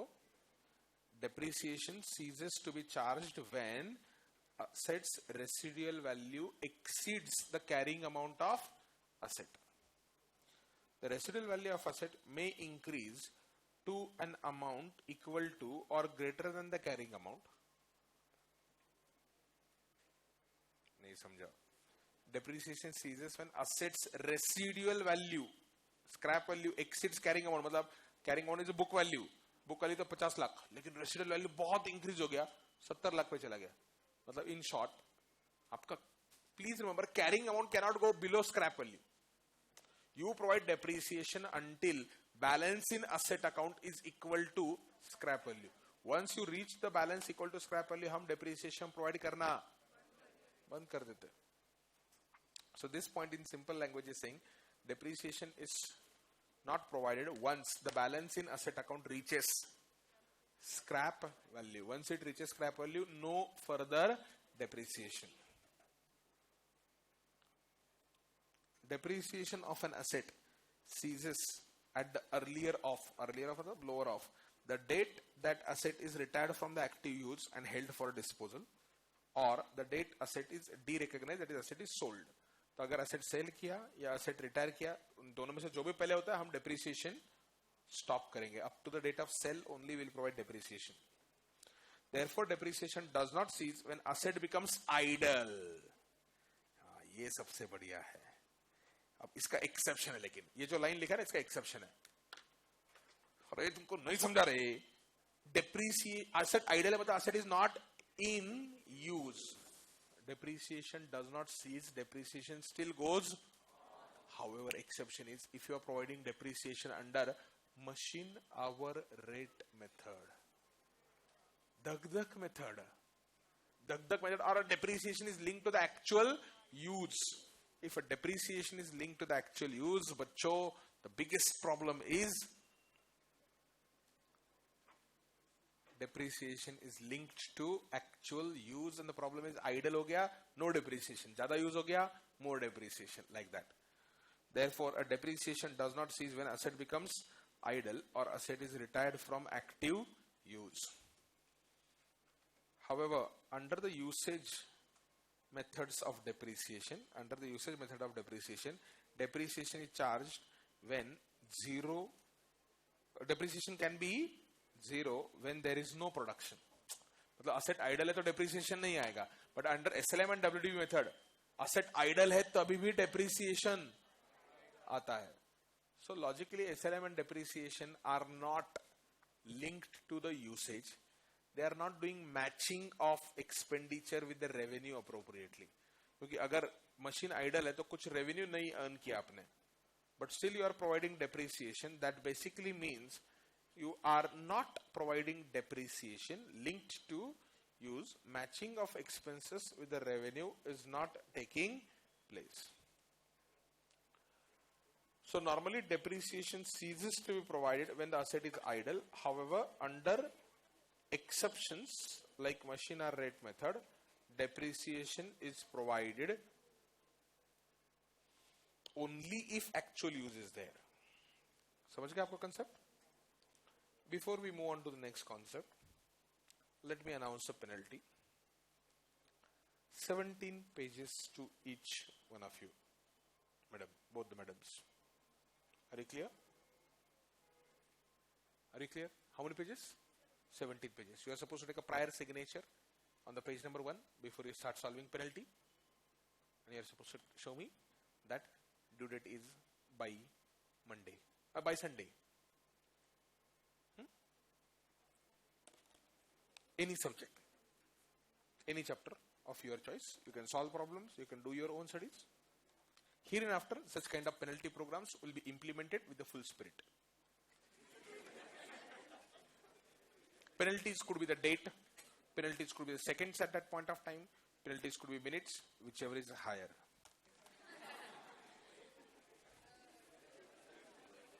So, land and building. So if you make a mistake, let's say you do something wrong in the last few minutes of an hour, you could be getting penalty of 55, 56 pages. Right now they're lucky that they did the talking at 7th minute of the hour. Had it been 50th minute, it would have been 50 pages only. So you understand? Land and building. अभी land के ऊपर depreciation हम provide करते हैं क्या? नहीं provide करते. क्यों नहीं प्रोवाइड करते? क्योंकि लैंड का लिमिटेड लाइफ होता ही नहीं. I hope you know that there are 3 factors for depreciation: cost, useful life and scrap value. Land के लिए कोई यूजफुल लाइफ होता ही नहीं है. Unlimited lands life is infinite. However, there is something called as a leasehold land, where you have taken the land on lease for 20-30 years. If you have taken a land on lease for 20-30 years, then the depreciation that land is provided for 20-30 years. कुछ समझा क्या? Land and building are separable assets and they are accounted for separately even when they are acquired together. ये सबसे important principle है. आप जब कोई society में ऑफिस खरीदते हो ना, you don't just get the right to use the building, you also have proportionate ownership of a land. Let's say Prestige point में आपने 2 दुकान खरीदा. आपको सिर्फ आप जो प्राइस पे करते हो, लेट्स से 9,000 रुपया पर square feet. When you pay 9,000 rupees per square feet, 9,000 includes a proportionate price for the land. Land आपके नाम पे नहीं होता, land सोसाइटी के नाम पे होता है, लेकिन आपको proportionate ownership होता है land में. नहीं समझा रहे? तो 9,000 रुपया जो आपने पे किया, उसमें से कुछ कंस्ट्रक्टेड पार्ट के लिए पे किया है for the construction cost and something you have paid for the land. So you should bifurcate the cost between what? Land and a building, even if they are acquired together. आप बोलोगे sir ये separation कैसे होगा? Logical basis. Like आज की तारीख में construction का कॉस्ट 2 से 3. आप कंस्ट्रक्शन क्वालिटी चेक करो पहले. क्या हाइट है, क्या टाइप ब्रिक वर्क किया हुआ है या सीमेंट वर्क है, टाइल्स क्या लेवल के लगाए हुए हैं, उसका कॉस्ट क्या है. अप्रोक्सीमेट कंस्ट्रक्शन का कॉस्ट निकालो. लेट्स से 3,000 रुपया पर स्क्वायर फीट आता है. आपने पे किया 9,000, तो 9,000 में से 3,000 कंस्ट्रक्शन का हो गया, 6,000 लैंड का हो गया. वो 6,000 के ऊपर डिप्रिसिएशन नहीं आना चाहिए. ये कंसेप्ट पहले जमाने में था. लेकिन शुड के फॉर्म में था, मस्ट के फॉर्म में अभी आ गया। रियल लाइफ में प्रॉब्लम ये होता है कि लोग दिखाते ही नहीं है कि हमें लैंड में राइट है। You do have a right in land in majority of the cases. जब आप बिल्डिंग में कोई फ्लैट खरीदते हो या शॉप खरीदते हो या ऑफिस खरीदते हो, आपको सिर्फ कंस्ट्रक्टेड पार्ट का राइट नहीं होता है, आपको बिल्डिंग का भी राइट होता है। क्यों? कल अगर अर्थक्वेक हो गया और बिल्डिंग गिर गई तो क्या करोगे आप? चला गया आपका दुकान किधर है क्या? Are you going to do like that? Answer is no. Earthquake हो तो लैंड किसका होगा? सोसाइटी का होता है। I don't know how many of you are aware, जिस सोसाइटी में आप रह रहे हो ना, घर पे पूछ के देखो, कन्वेंस डीड हो चुका है ये। बहुत बार बिल्डर लोग क्या करते हैं, लैंड खरीदते हैं, उसके ऊपर बिल्डिंग बनाते हैं, लेकिन सोसाइटी फॉर्म करते हैं, लेकिन वो जो लैंड है ना, land needs to be conveyed by the developer to society.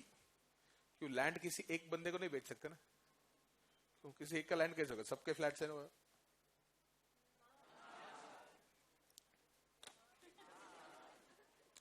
Land belongs to all. तो सोसाइटी को लैंड ट्रांसफर करना चाहिए, so that tomorrow if building falls down, land should come back to whom? Society. So society should be able to construct another building there. तो जब आप share खरीदते हो, मतलब लैंड खरीदते हो, तो आपको शेयर सर्टिफिकेट मिलता है सोसाइटी का। That share certificate indicates that you are a proportionate owner of a land and proportionate owner of that particular building part, जितने भी स्क्वायर फीट है ना। So you basically pay not only for land, not only for building, you pay for both. Now आपने consideration जो pay किया उसको bifurcate करना चाहिए between land and a building. Land has an unlimited useful life and therefore land is not depreciated generally. Exception, quarries and the sites used for landfill. मतलब basically quarries, mines जो होता है उसका life limited होता है। Mine में से अगर आपने एक बार एक्सट्रैक्शन जो भी है मिनरल्स का एक बार कर लिया, तो माइन का कोई यूज नहीं होता वहां पर। माइन ना एग्रीकल्चर, कोई यूज ही नहीं होता उसका completely. Depreciation on land, if land has a limited life, how will this land have limited life? If you have taken land on a lease, then whatever price you paid for acquiring land should be spread over the period of lease. If land has a limited life, it has to be depreciated in the manner that reflects benefits to be derived from the land. If cost of the land includes cost of the site dismantlement, मतलब old building, आपको building बनाना है, आपने purchase किया एक जगह, but वहां पर already old building है, you don't want that building, so you want to demolish that old building and construct a new building. Cost of demolition should also be forming part of cost of new building. Removal and restoration should also be included. The portion of the land asset is depreciated over the period of benefits obtained by incurring those costs. Buildings have limited useful life, no doubt about it. इसमें तो कोई doubt है नहीं कि building के पास limited life होता है ना? And buildings are therefore depreciable asset. An increase in the value of land on which building stands does not affect the determination of depreciable amount of building. क्यों? Building का depreciable amount अलग होता है, जो increase होता है वो land के कंपोनेंट में होता है। बिल्डिंग के कंस्ट्रक्टेड पार्ट का वैल्यू कभी भी नहीं बढ़ता, कंस्ट्रक्टेड पार्ट का वैल्यू हमेशा कम होता है। नहीं समझा? आपने 1995 में लेट्स से एबीसी कॉम्प्लेक्स में एक कमर्शियल ऑफिस लिया था ₹50 लाख का। 2017 में उस कमर्शियल कॉम्प्लेक्स में उसी ऑफिस का वैल्यू हो गया 170 लाख। अब ये जो इंक्रीज हुआ ना, ये इंक्रीज एक्चुअली लैंड के वैल्यू में हो चुका है। It's not increase in the value of a building part. Constructed part होता है उसका हमेशा लाइफ कमी होता है, मतलब उसका वैल्यू हमेशा कमी होते रहता है। कैसे? ये कंस्ट्रक्शन लेट से 10 साल पहले हुआ था, उस 10 साल पहले इसका कॉस्ट 3,000 रुपया पर स्क्वायर फीट था। आज की तारीख में इसका construction cost, old material building का कंस्ट्रक्शन कॉस्ट ऑब्वियसली कम रहेगा ना उसका, क्योंकि वेर एंड टेयर हो चुका, उसका मार्केट वैल्यू कम हो गया ना। जो मार्केट वैल्यू लैंड और बिल्डिंग के केस में बढ़ता है ना, that is increases due to land. और हम अभी मैंने बोला लैंड पार्ट के ऊपर आपने डिप्रिसिएशन प्रोवाइड नहीं करना चाहिए, बिल्डिंग पार्ट पे ऊपर आपने डिप्रिसिएशन प्रोवाइड करना चाहिए। If you have purchase land and building together, you should bifurcate the purchase consideration between PC for land, PC purchase consideration for land and purchase consideration for building, ये दोनों का bifurcation आपने अलग अलग करना चाहिए। कुछ समझा क्या आपको? Depreciation method. Depreciation method should reflect the pattern in which the benefits are expected to be derived by the business entity. Pattern in which benefits are expected to derive, matlab you could be deriving a benefit equally over the life. You could be deriving more benefits in the initial year and lesser benefits in the latter year. तो आप pattern देखो, asset का use करके जो benefit आपको मिलने वाला है वो पैटर्न इक्वल है, डिक्लाइनिंग है या इंक्रीजिंग पैटर्न है। यू फाइंड आउट, या दगदग वाला पैटर्न है। You find out the pattern in which the economic benefit is derived from using the asset. If and as per the pattern, you should provide a depreciation. The method selected is applied consistently from period to period unless there is a change in the expected pattern of consumption of the future economic benefit, or the method is changed in accordance with the law to reflect the way the asset is consumed. Methods of depreciation: straight line method, diminishing balance method and the units of production method. तीनों method आपने CPT में किए हुए हैं। Review of depreciation method: you should periodically review method, so you can change a method from SLM to WDV. Every year you should review the method. Depreciation method based upon revenue, मतलब ज्यादा profit हो गया, ज्यादा sales हो गया तो depreciation ज्यादा, कम sales हो गया तो कम depreciation. A depreciation method that is based upon revenue, that is income, is not appropriate. Depreciation is with reference to use of asset. So either follow SLM or follow what? WDV, or you can follow units of production method. Units of production method मतलब depreciation is linked to actual use or actual production. Are you clear on this? Change in the existing decommissioning, restoration and other liabilities. Cost of property, plant, equipment may undergo the changes subsequent to its acquisition or construction on account of changes in the liabilities or a price adjustment. क्या होता है, asset मैंने खरीद लिया, उसके बाद asset का cost change हो सकता है। How? Liability in relation to asset. Loan लिया था मैंने asset के ऊपर, loan foreign currency में लिया था, इंडियन रूपी डेप्रिसिएटेड, इसलिए मुझे अभी लोन रूपी में ज्यादा पे करना। मैंने $10 लाख का लोन लिया था, अभी वो $10 लाख रुपीज में जो उसका वैल्यू है वो बढ़ गया। So increase in the loan, नहीं समझा, $10 लाख नहीं, चलो $1 लाख का लोन लिया था मैंने। जब लोन लिया था तो $1 इज इक्वल टू 64 रुपीज था।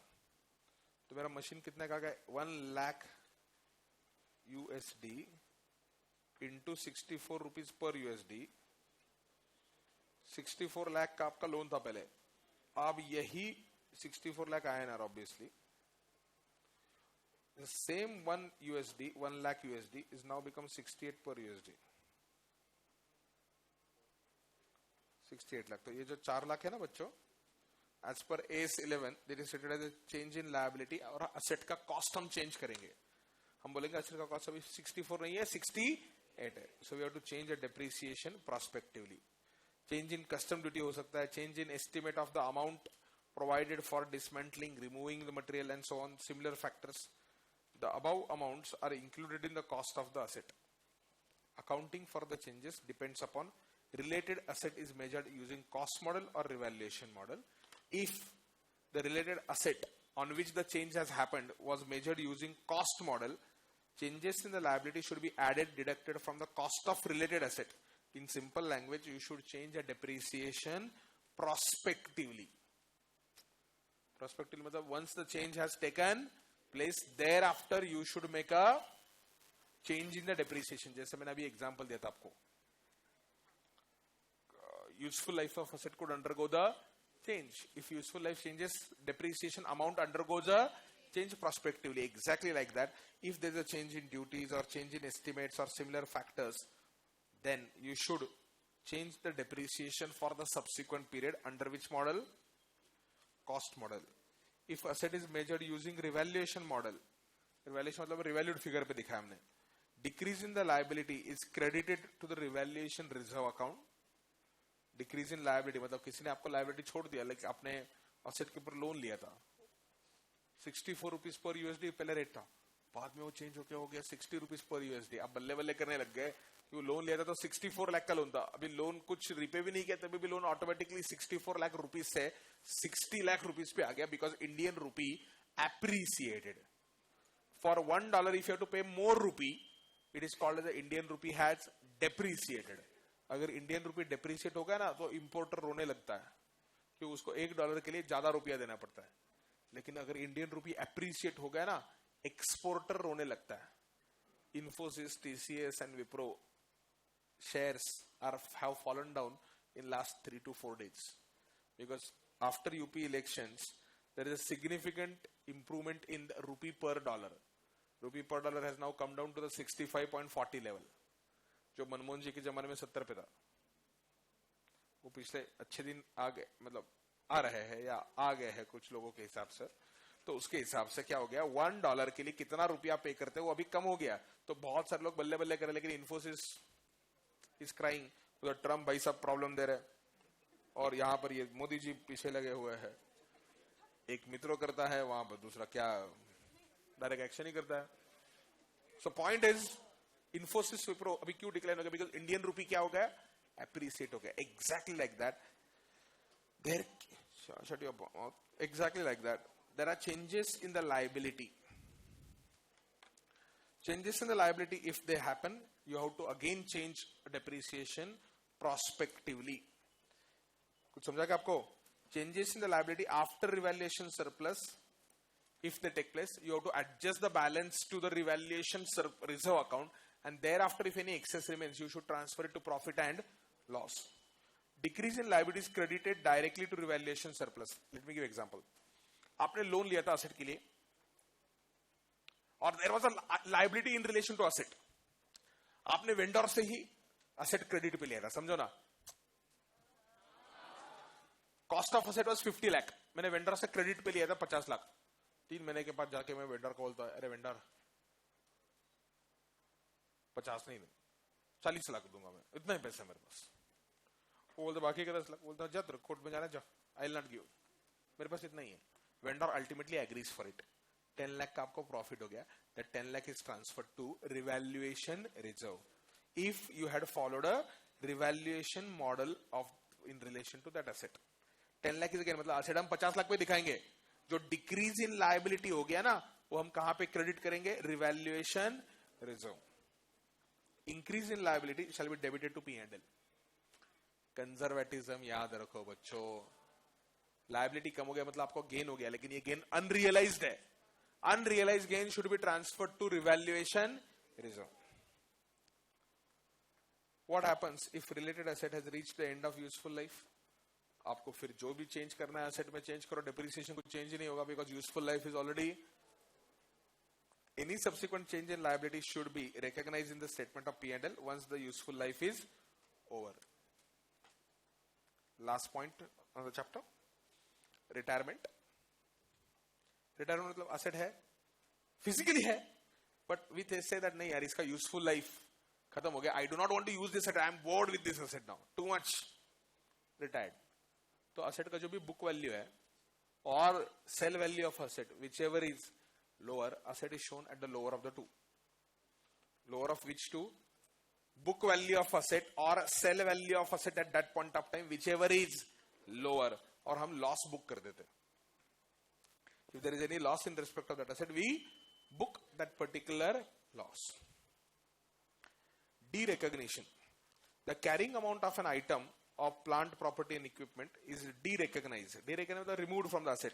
When asset is sold by way of a sell, or by way of a giving it on hire purchase, or by way of a donation, आपने asset donate किया, or when no economic benefit is expected from the use of asset, we remove the asset from our books of accounts. Any loss is debited to profit and loss account. Profit तो होगा नहीं उस time पे, क्यों? अगर profit हो रहा है तो asset अब see मतलब when no future economic benefit is expected from the use of asset, मतलब आपको loss ही होने वाला है. So loss आप debit करो P&L को, record the loss immediately when asset is derecognized. So once asset is derecognized, we have to book a loss, and gain or loss arising from derecognition of an item of plant, property and equipment should be debited or recorded in profit and loss account. कैसे gain निकालोगे? Net disposal amount. Net disposal amount asset sale करके कितना पैसा आया minus book value of asset is a profit और loss. Gains should not be treated as a revenue under AS9. This is a profit on sale of asset. It should not be called the revenue from goods. क्यों? अगर आपको it's a capital receipt, it's a non-recurring item. अगर आपको FM याद होगा तो FM में हमने एक asset turnover ratio किया था, sales upon assets. तो sales में आपने profit from sale of asset you should not consider. Sale is a revenue. So if you sell asset at a profit, then profit on sale of asset should not be considered as a revenue of a business entity. But there is one exception. आपका काम ही asset बेचने का है, regular basis पे asset purchase करके cell करने का आपका काम है, then it becomes a revenue for you. मेरा काम ही है मशीनरी खरीदो बेचो. तो it's really not a asset. It's not a non-current asset for me. It's a current asset. It's an inventory for me. Now, if it is inventory, I will take a profit loss to the profit and loss account, and I will call it as a revenue. Last item is disclosure. Disclosure is your homework. ये मैं कभी भी नहीं सिखाता हूँ. Disclosure मतलब क्या है? क्या क्या दिखाना चाहिए बैलेंस शीट और P&L में? जनरल डिस्क्लोजर अभी कितना बोरिंग होता है. मेजरमेंट बेसिस आपने एसेट कॉस्ट बेसिस पे दिखाया है या रिवैल्यूएशन बेसिस पे दिखाया है. डेप्रिसिएशन मेथड यूज लिखो, कौन सा मेथड यूज किया आपने. यूजफुल लाइफ लिखो उधर. Useful life of building is 5 years 7 years. Basically, disclosure is communicating how you have done the accounting to the public at large को बोलो कि हमने depreciation SLM के हिसाब से प्रोवाइड किया. यूजफुल लाइफ हमने 20 साल कंसिडर किया for plant and machinery. For buildings we have considered 60 years and so on. So these are the disclosures. Additional disclosures are encouraged by you, encouraged by government कि आपने करना चाहिए additionally. Mandatory disclosures क्या है? A, B, C, D, E. Measurement base, cost पे measure किया asset या revaluation पे. Depreciation method, useful life of asset that you have considered. What are the rates of depreciation that you have considered? Gross carrying amount of asset and accumulated depreciation as at the beginning and as at the end of the period. Gross carrying amount मतलब book gross block. अगर आपको याद होगा CPT में हमने दो चीजें की थी. Gross block minus accumulated depreciation is known as net block. कुछ याददाश्त वापस आ रही है? तो ये आपको disclose करना है. Any recognition of a carrying amount at the beginning and at the end of the period, showing a reconciliation of carrying amount at the beginning and end of the period. Reconciliation of beginning of the year book value was 300. Add purchases, less sales. Therefore, carrying amount at the end of the year. Disclosure दिखाओ. That's it. Understand it? Transitional provisions are not required to be studied by you people. Transitional provisions are normally when new standard comes up, government or ICA gives explanation about how do you shift from old standard to new standard. अब problem क्या है, क्यों नहीं सिखा सकते हम आपको? Old क्या था आपको पता ही नहीं, इसलिए रिलेवेंट नहीं होता. That is relevant for businesses जिनका अकाउंटिंग ऑलरेडी ओल्ड सिस्टम में था. वो ट्रांजिट कैसे करेंगे to a new system, right? You are suppose to go through the entire file. I had already send a file on Telegram to you, right? 2-3 days या BCom का holiday भी है. उसके बाद मैं आपको इसके ऊपर न्यूमेरिकल प्रॉब्लम्स भी देता हूं. I expect good number of questions to come up on this AS10. Numerical questions बहुत अच्छे से आ सकते हैं. और ये जो यहाँ पे बहुत सारा टेक्निकल लैंग्वेज में लिखा है, अगर आपने ऑब्जर्व किया ना, ये लैंग्वेज बहुत एक्सट्रीमली टेक्निकल है. अदर स्टैंडर्ड्स अगर आप देखोगे ना, AS10 छोड़ के, लैंग्वेज बहुत इजी है, क्योंकि this nowadays whatever standards are coming, majority of them are copied as it is from IFRS body. तो ग्लोबली क्या होता है, इंग्लिश थोड़ा सा कॉम्प्लिकेटेड होता है, ये कंसेप्ट बहुत सिंपल है, सेम कंसेप्ट है, but they are presented in difficult language. Asset is removed from the books or asset is sold. Instead of sold, asset is de-recognized from the books of accounts. अरे cell किया बाबा. Profit on de-recognition of asset. अरे profit on sale of asset. बोलो ना. ठीक है? So go through the standards and we'll start with the new chapter in the next lecture. Thank you.